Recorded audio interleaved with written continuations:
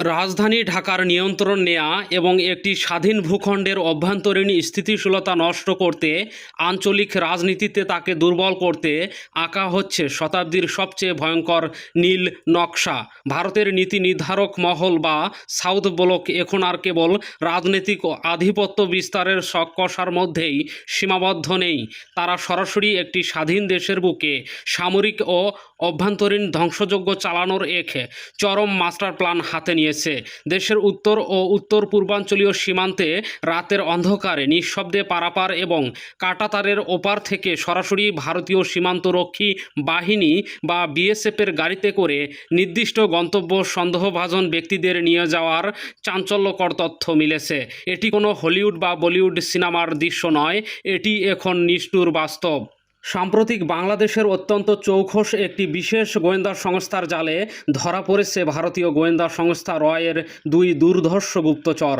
আল জাজিরার অনুসন্ধানী সাংবাদিক জুলকার নাইন সায়েরের খানের প্রকাশ করা তথ্যে বেরিয়ে এসেছে একটি ভয়ঙ্কর চিত্র। এতে দেখা গেছে কিভাবে তারা দীর্ঘ সময় ধরে বাংলাদেশের শিরা উপশিরায় মিশে গিয়ে রাষ্ট্রের সবচেয়ে সংবেদনশীল তথ্য পাচার করে আসছিলেন। কেন তাদের সরাসরি ভারতের জলপাইগুড়ির মাউন্ট ডিভিশনের সদর দপ্তরে নিয়ে যাওয়া হতো, আর কিভাবে একটি প্রক্সি বাহিনী দিয়ে বাংলাদেশে গৃহযুদ্ধ বাঁধানোর মাস্টার প্ল্যান করছে সাউথ ব্লক, আজ উন্মোচিত হলো ভারতের সেই বহুমাত্রিক আগ্রাসনের পেছনের আসল রহস্য। সংশ্লিষ্ট সূত্র নিশ্চিত করেছে এমবি এবং এসবিএস ছদ্মনামে এই দুই ব্যক্তি দীর্ঘদিন ধরে সাধারণ মানুষের ছদ্মবেশে বাংলাদেশের সর্বত্র বিচরণ করছিল। এই গুপ্তচরদের কাজ পরিধি সাধারণ কোনো তথ্য সংগ্রহের মধ্যে সীমাবদ্ধ ছিল না। তারা সরাসরি দেশের গুরুত্বপূর্ণ স্থাপনায় নির্ভুল ম্যাপিং, রাজনৈতিক দলগুলোর অভ্যন্তরীণ গোপন বৈঠক এবং ভিআইপিদের প্রতিটি পদক্ষেপের পুঙ্খানু তথ্য সংগ্রহ করে নিয়মিত পাঠাতো ভারতীয় হ্যান্ডেলারদের কাছে।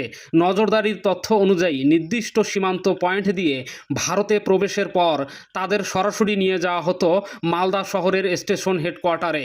সেখানে অন্তত 3 জন শীর্ষ কর্মকর্তার উপস্থিতিতে তাদের ডিপ ব্রিফিং করা হতো। তবে সবচেয়ে শিউরে ওঠার মতো বিষয় হলো এই গুপ্তচরদের অবাধ গতিবিধি। তাদের যাতায়াত ছিল ভারতের জলপাইগুড়ির বিন্নাগুড়ি সেনানিবাসে, যা সরাসরি ভারতীয় সেনাবাহিনীর 20 মাউন্টেড পদাতিক ডিভিশনের সদর দপ্তর। একজন গুপ্তচর যখন সরাসরি অন্য একটি দেশের মাউন্টেড ডিভিশনের সদর দপ্তরে গোপন তথ্য আদান প্রদান করে, তখন সেটি আর কেবল গোয়েন্দা নজরদারির পর্যায়ে থাকে না, এটি সরাসরি দেশের বিরুদ্ধে সামরিক আগ্রাসনের ব্লুপ্রিন্ট। গ্রেপ্তারের পর তাদের কাছ থেকে উদ্ধার হওয়া ল্যাপটপ, হার্ড ড্রাইভ এবং পেন ড্রাইভ ঘেঁটে পাওয়া গেছে ভারতীয় মিলিটারি ইন্টেলিজেন্সের অত্যন্ত গোপনীয় কিছু মাস্টার ফাইল, যেখানে বাংলাদেশের সাংবাদিক, সরকারি বেসরকারি কর্মকর্তা থেকে শুরু করে শীর্ষ রাজনীতিবিদদের একটি নির্দিষ্ট হিটলিস্ট এবং নজরদারির তালিকা পাওয়া গেছে। একই সাথে নিষিদ্ধ গোষ্ঠীগুলোর সাথে সরাসরি যোগাযোগ এবং তাদের অর্থায়নের সুস্পষ্ট মানি টেইলরও ধরা পড়েছে সব ডিভাইসে। দেশের প্রচলিত আইনে দৃষ্টান্তমূলক শাস্তি নিশ্চিত করতে এই দুই গুপ্তচরকে ইতিমধ্যে যথাযথ কর্তৃপক্ষের কাছে হস্তান্তর করা হয়েছে। এই গুপ্তচরদের তৎপরতাকে নিছক বিচ্ছিন্ন ঘটনা ভাবার কোনো অবকাশ নেই। এর পেছনে রয়েছে সুসংগঠিত সামরিক প্রস্তুতি। ভারতীয় সামরিক বাহিনীর সাবেক কর্মকর্তা ব্রিগেডিয়ার দেবাশিস দাসের সাম্প্রতিক এক স্বীকারোক্তি সেই সত্যকে দিনের আলোতে এনেছে। ভারতের ক্রমবর্ধমান সামরিক শক্তি বৃদ্ধি, সীমান্ত এলাকায় সৈন্য সমাবেশ এবং আগ্রাসী সামরিক মহড়ার পেছনের মূল লক্ষ্যবস্তু যে বাংলাদেশ হতে পারে, সে বিষয়ে তিনি স্পষ্ট ইঙ্গিত দিয়েছেন। একজন সাবেক পদস্থ সেনা কর্মকর্তার মুখ থেকে বেরিয়ে আসা এই কথাগুলো সাউথ ব্লকের ভেতরের চরম উগ্র মানসিকতারই প্রতিফলন। পাশাপাশি পর্দার আড়ালে তৈরি হচ্ছে আরেকটি ধ্বংসাত্মক বাহিনী, একটি স্বাধীন দেশকে ভেতর থেকে টুকরো টুকরো করে দেওয়ার জন্য। পাকিস্তানের টাইমস অফ ইসলামাবাদ সাম্প্রতিক সাউথ ব্লকের এমন এক গোপন ফাইলের তথ্য ফাঁস করেছে, যা শুনলে যে কোনো সাধারণ মানুষের রক্ত হিম হয়ে আসবে।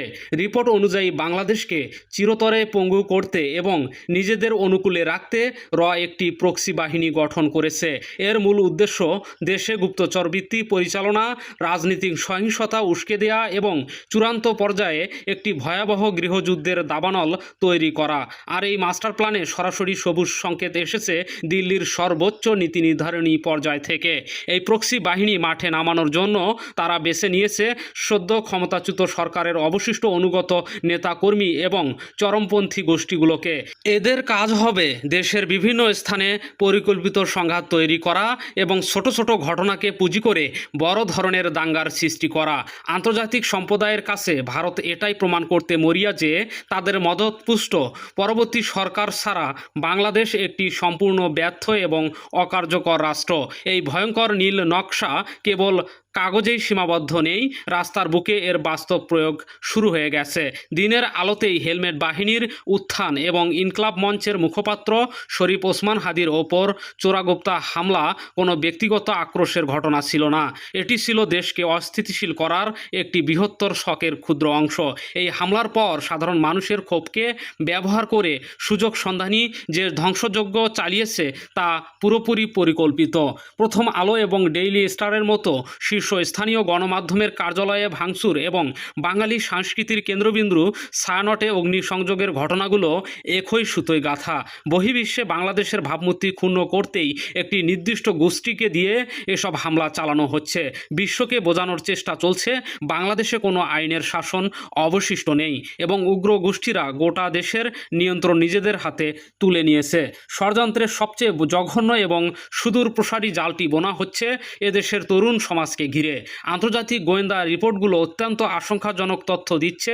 টিটিপি এর মতো বিভিন্ন বিদেশি সশস্ত্র গোষ্ঠীর নাম ভাঙিয়ে কিছু চক্র অনলাইন এবং অফলাইনে বাংলাদেশের শিক্ষিত অথচ বেকার তরুণদের রিক্রুট করছে। মগজ ধোলাইয়ের একটি বিশাল কারখানা খুলে বসেছে ভিনদেশি এই চক্র। এদের অনেককে দেশের বাইরে পাঠিয়ে গোপন সামরিক প্রশিক্ষণ দেওয়ারও ব্লুপ্রিন্ট তৈরি করা হয়েছে। উদ্দেশ্য অত্যন্ত পরিষ্কার, দেশের ভেতরে একের পর এক চোরাগোপ্তা হামলা চালানো এবং বহির্বিশ্বে বাংলাদেশকে একটি আন্তর্জাতিক সন্ত্রাসীর হাব হিসেবে প্রতিষ্ঠা করা। বহির্বিশ্ব যদি একবার বিশ্বাস করতে শুরু করে যে বাংলাদেশ উগ্রদের অভয়ারণ্যে পরিণত হয়েছে, তবে তারা নিজেরাই এই অঞ্চলে সরাসরি হস্তক্ষেপের সুযোগ খুঁজবে। আর ঠিক এই সুযোগটি কাজে লাগাতে চায় ভারত। তারা আন্তর্জাতিক সম্প্রদায়ের কাছে নিজেদের এই অঞ্চলের ত্রাণকর্তা হিসেবে উপস্থাপন করে বাংলাদেশে তাদের পুরনো আধিপত্য পুনরায় কায়েম করতে চায়। হঠাৎ কেন এই বেপরোয়া হয়ে উঠল নয়াদিল্লি? উত্তরটা লুকিয়ে আছে বিগত 15 বছরের ক্ষমতার সমীকরণে। একটি নির্দিষ্ট গোষ্ঠীকে ক্ষমতায় টিকিয়ে রেখে পুরো দেশকে নিজেদের পৈতৃক সম্পত্তি বানিয়ে রেখেছিল তারা। বাংলাদেশের অর্থনীতি, রাজনীতি থেকে শুরু করে রাষ্ট্রযন্ত্রের প্রতিটি স্তরে ছিল তাদের অদৃশ্য নিয়ন্ত্রণ। কিন্তু ছাত্র জনতার এক অভূতপূর্ব গণ অভ্যুত্থানে তাদের সেই সাজানো সাম্রাজ্যকে এক নিমিষেই ধুলোয় মিশিয়ে দিয়েছে। ভারতের এই পতনকে তাদের ইতিহাসের সবচেয়ে বড় ভূ রাজনীতিক বিপর্যয় হিসেবে দেখছে। তারা দেখছে বাংলাদেশে এখন নিজেদের পায়ে দাঁড়াচ্ছে এবং স্বাধীনভাবে নিজেদের সিদ্ধান্ত নিচ্ছে। দেশের বড় বড় মেগা প্রকল্পে যুক্ত হচ্ছে চীন, বিনিয়োগ হচ্ছে বিলিয়ন বিলিয়ন ডলার। এমনকি যে পাকিস্তানের সঙ্গে একসময় বাংলাদেশের মুখ দেখাদেখি বন্ধ ছিল, সেই পাকিস্তানের সঙ্গেও এখন সামরিক ও বাণিজ্যিক সম্পর্কের নতুন মেরুকরণ হচ্ছে। বাংলাদেশের মাটি আর আগের মতো নেই। এদেশের মানুষ এখন নিজেদের অধিকার, স্বাধীনতা এবং ভিনদেশি চক্রান্ত সম্পর্কে সম্পূর্ণ সচেতন। ভারতের এই ভয়ঙ্কর তৎপরতা এবং নগ্ন আগ্রাসন রুখতে হলে সমগ্র জাতিকে এক কাতারে দাঁড়াতে হবে। রাজনৈতিক মতদর্শের ভিন্নতা বা দলের বিভেদ ভুলে দেশের সার্বভৌমত্বের প্রশ্নে বিন্দুমাত্র আপোষ করা চলবে না। যখন একটি দেশের মানচিত্রের উপর ভিনদেশি শকুনের নজর পড়ে, তখন দেশ না বাঁচলে রাজনীতি করার মতো কোনো অস্তিত্বই অবশিষ্ট থাকবে না। বর্তমান সরকার এবং আইন শৃঙ্খলা রক্ষাকারী বাহিনীকে হতে হবে চরম কঠোর ও আপোষহীন। ভারতীয় গোয়েন্দা সংস্থা বা তাদের দোসররা দেশে কোনো গুজব ছড়ালে বা নাশকতার চেষ্টা করলে তাৎক্ষণিকভাবে নির্মম তথ্য দিয়ে তা নস্যাৎ করতে হবে। কাউন্টার ইন্টেলিজেন্স ব্যবস্থাকে এমনভাবে শক্তিশালী করতে হবে যেন বাইরের কোনো শত্রু দেশের ভেতরে তাদের নেটওয়ার্ক তৈরি করতে না পারে। পররাষ্ট্র নীতিতে আনতে হবে চূড়ান্ত ভারসাম্য। কোনো নির্দিষ্ট দেশের উপর নির্ভরশীল না হয়ে বাংলাদেশ তার নিজের সর্বোচ্চ স্বার্থ আদায় করে নেবে। তরুণ সমাজের হতাশা দূর করে কর্মসংস্থানের বিপ্লব ঘটাতে হবে, যেন কোনো বিদেশি শক্তি তাদের মগজ ধোলাই করতে না পারে। বাংলাদেশ একটি স্বাধীন ও সার্বভৌম রাষ্ট্র। কোনো আগ্রাসী রক্তচক্ষু কিংবা গোপন ষড়যন্ত্র এই দেশের অস্তিত্বকে মুছে ফেলতে পারবে না। দেশপ্রেম আর জাতীয় ঐক্যের মাধ্যমেই বাংলাদেশের মানুষ চিরতরে রুখে দেবে আধিপত্যবাদের সব ভয়ঙ্কর নীল নকশা। দেশের বিরুদ্ধে এই চরম সামরিক ও গোয়েন্দা তৎপরতার বিষয়ে আপনার সুচিন্তিত মতামত আমাদের কমেন্ট বক্সে বিস্তারিত জানিয়ে দিন। আন্তর্জাতিক ও রাজনীতির ভূকৌশলগত বিশ্লেষণ ও সামরিক খবরাখবরের এমন সব এক্সক্লুসিভ প্রতিবেদন সবার আগে পেতে আমাদের চ্যানেলটি সাবস্ক্রাইব করে রাখুন। সত্যের পক্ষে থাকুন, আমাদের সাথেই থাকুন। ধন্যবাদ।